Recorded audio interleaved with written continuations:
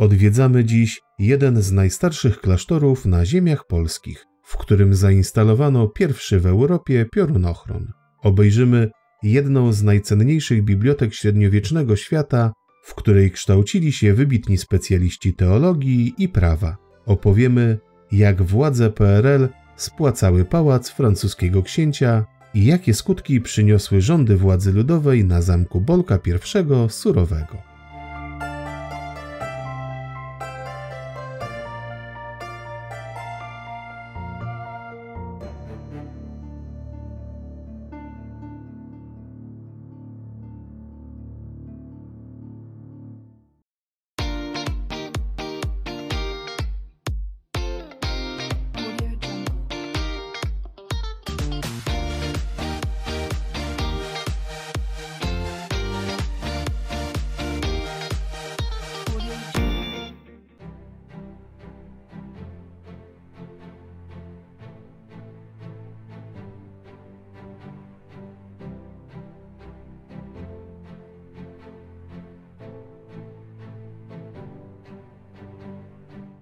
Żagań to urokliwe, historyczne miasto leżące w południowych krańcach województwa lubuskiego, niedaleko granicy z Niemcami. Jego dzieje legenda wiąże ze słowiańską księżniczką Żaganną, córką Wandy, wnuczką słynnego króla Kraka. Tak stare miasto musi posiadać liczne ślady historii.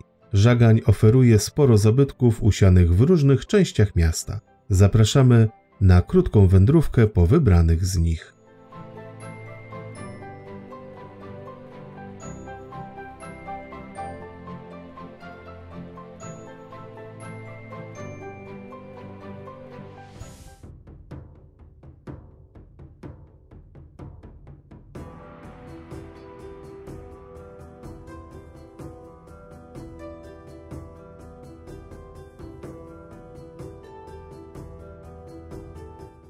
Kanonicy reguły świętego Augustyna przybyli do Żagania w 1284 roku z Nowogrodu Bobrzańskiego.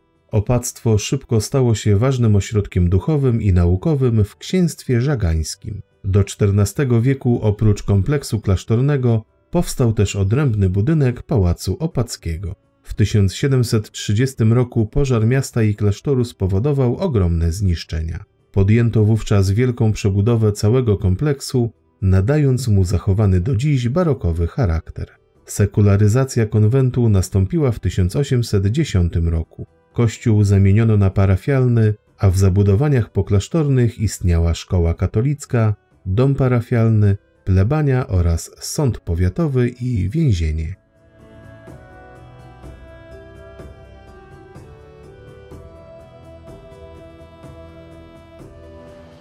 Spośród 3 klasztorów kanoników regularnych istniejących w średniowieczu na terenie historycznego Dolnego Śląska, żagański jest jedynym, który przetrwał czas reformacji, będąc aż do pruskiej sekularyzacji ważnym ośrodkiem nie tylko religijnym, ale także naukowym i oświatowym.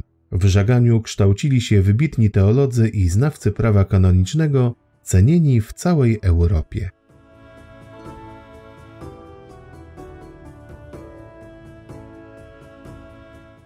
Zespół poklasztorny Augustianów tworzą kościół pod wezwaniem Wniebowzięcia Najświętszej Marii Panny, dawny klasztor, spichlerz klasztorny i konwikt. Pod względem architektury zespół ukształtowano ostatecznie w XVIII wieku. Prezentuje znakomite połączenie stylu gotyckiego z barokowym. W budynku klasztornym obejrzeć możemy ekspozycję muzealną prezentującą wycofane z użytkowania, a pochodzące z zespołu klasztornego dzieła sztuki, obrazy, rzeźby, przedmioty liturgiczne oraz dokumenty i książki. Między innymi obiecadło, elementarz nauki dla dzieci polskich, wydrukowany w Żaganiu z inicjatywy opata Ignacego Felbigera. W korytarzu skrzydła północnego zachowały się malowidła z XVIII wieku o motywach architektonicznych z portretami 52 opatów konwentu.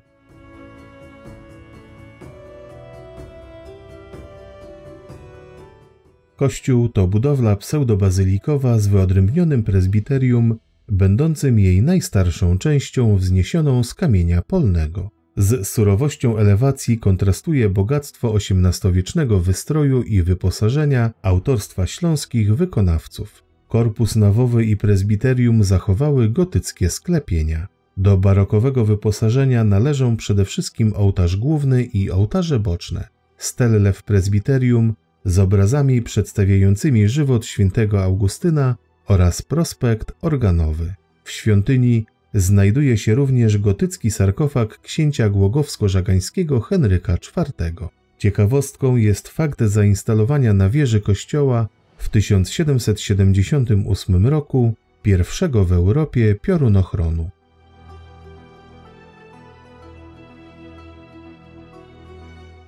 W części klasztornej na szczególną uwagę zasługuje biblioteka z dobrze zachowanym wyposażeniem, wzmiankowana w źródłach XIV-wiecznych. Na wyjątkowy wystrój wnętrza i jego specyfikę składają się m.in. freski autorstwa Neunherza, a także tzw. sklepienie szeptane. To jedno z nielicznych pomieszczeń, które dzięki swojej budowie umożliwia rozmowę szeptem dwóch osób stojących w dwóch różnych jego krańcach. Dialog nie jest przy tym słyszalny dla pozostałych.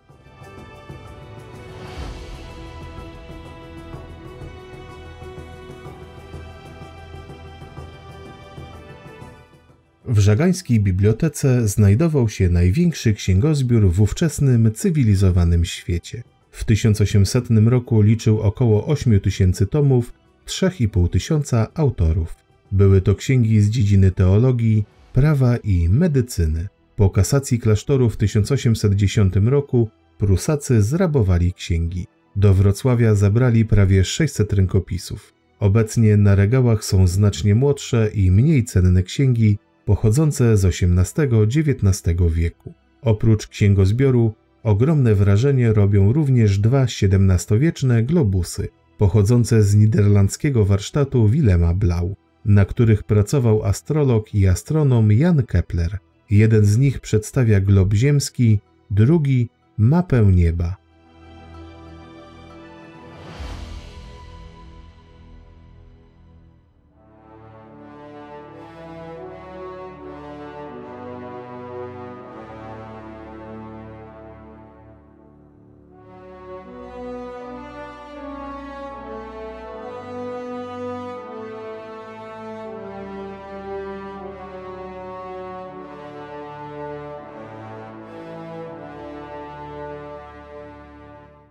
Inicjatorem budowy magnackiej siedziby w Żaganiu był naczelny dowódca wojsk carskich podczas wojny 30-letniej Albrecht von Wallenstein.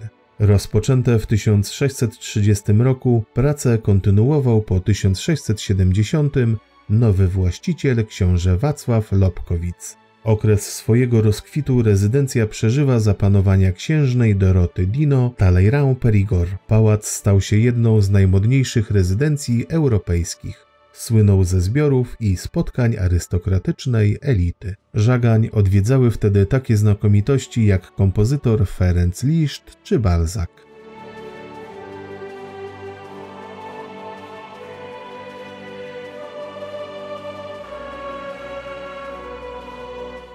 W latach 20. XX wieku, za czasów ostatniego księcia żagańskiego, sprzedano znaczną część pałacowych mebli, a obrazy przewieziono do francuskiej rezydencji w Walencji bądź przekazano w depozyt do muzeów. W 1935 roku pałac został skonfiskowany przez władze III Rzeszy. W czasie wojny znajdował się tu szpital wojskowy, a tuż po wojnie magazyn przejściowy dla dóbr kultury wywożonych do ZSRR.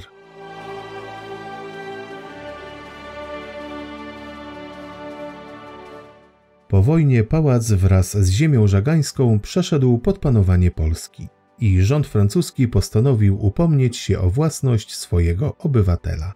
Władysław Gomułka, bojąc się długotrwałego sporu z Francją, uzgodnił ze spadkobiercami ostatnich właścicieli Żagania odkupienie dóbr za kwotę $2,5 miliona. Ponieważ władze PRL nie dysponowały dewizami, wynegocjowano spłatę w węglu. Ostatni wagon będący rato za pałac w Żaganiu wyjechał do Francji pod koniec lat 70.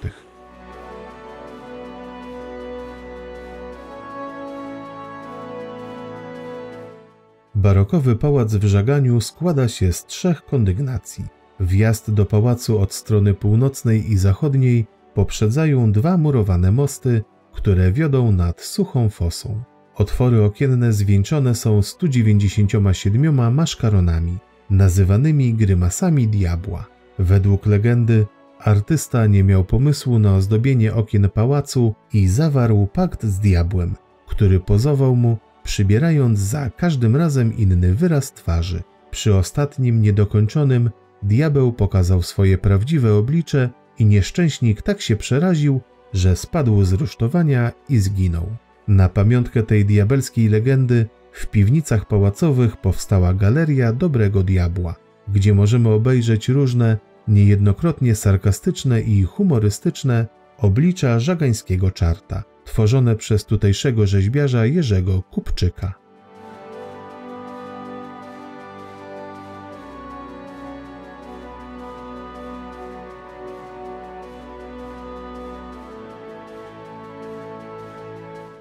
Każda sala pałacu ma swoją nazwę i historię. W sali kryształowej można podziwiać niezwykłe płócienne obicia ścian, które przetykane są złotymi nićmi. W sali kurlandzkiej zobaczymy zabytkowy piec, a pieczęć na nim wyryta stała się pierwowzorem współczesnego herbu Żagania. Sala wiedeńska słynie zaś z charakterystycznych austriackich żyrandoli.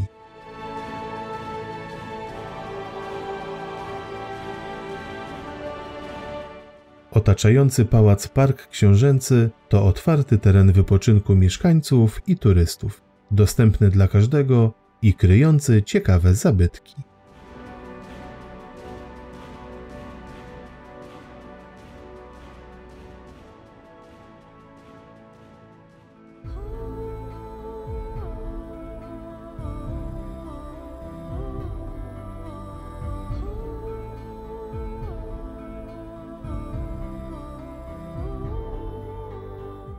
Niedaleko Żagania, pośród soczyście zielonych borów dolnośląskich, znajduje się zamek Kliczków. Odnajdziemy tu ciszę i spokój oraz tajemnicze, zamkowe wnętrza.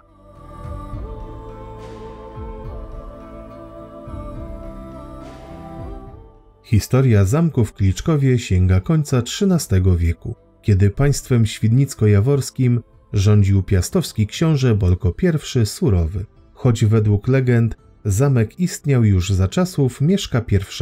Początkowo znajdowała się tu graniczna warownia, która miała chronić księstwo świdnicko-jaworskie. Pod koniec XIV wieku, w wyniku przejęcia księstwa przez Czechy, miejsce to utraciło swój strategiczny charakter, stając się zamkiem folwarcznym zarządzanym przez królewskich lenników.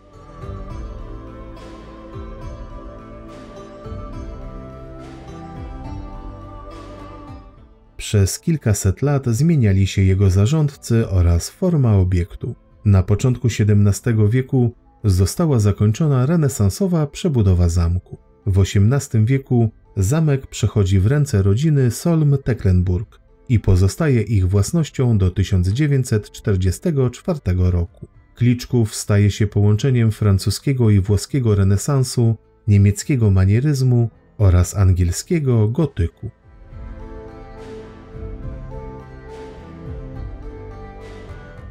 W okresie II wojny światowej zamek skonfiskowano, a członków rodziny aresztowano. Nie został zniszczony wskutek działań wojennych, jednak wojska sowieckie i szabrownicy kompletnie go rozgrabili. Pomimo kolejnych państwowych właścicieli, zamek niszczał do końca lat 90.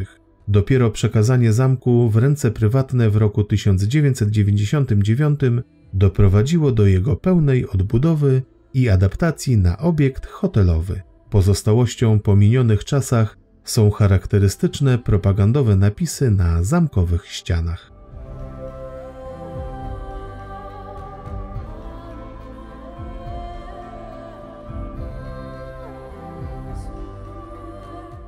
Zamek w Kliczkowie można zaliczyć do największych budowli tego typu na Dolnym Śląsku. Obecnie składa się z 2 dziedzińców, które są otoczone skrzydłami w stylach neogotyckim oraz neorenesansowym. Najstarszy zachowany fragment obiektu i jest ukryty w skrzydle południowo-zachodnim.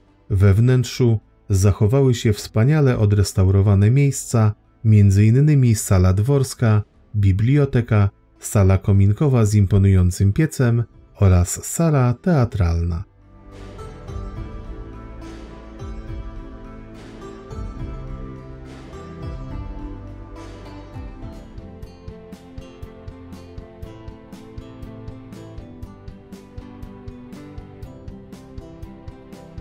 Żagań to doskonałe miejsce na spędzenie wolnych dni, nie tylko za sprawą wielu cennych zabytków i bogatej historii, ale i licznych terenów zielonych, na których można aktywnie spędzić wolny czas. Fani filmów mogą wybrać się na Szlak Czterech Pancernych, których pierwsze odcinki kręcono właśnie w Żaganiu.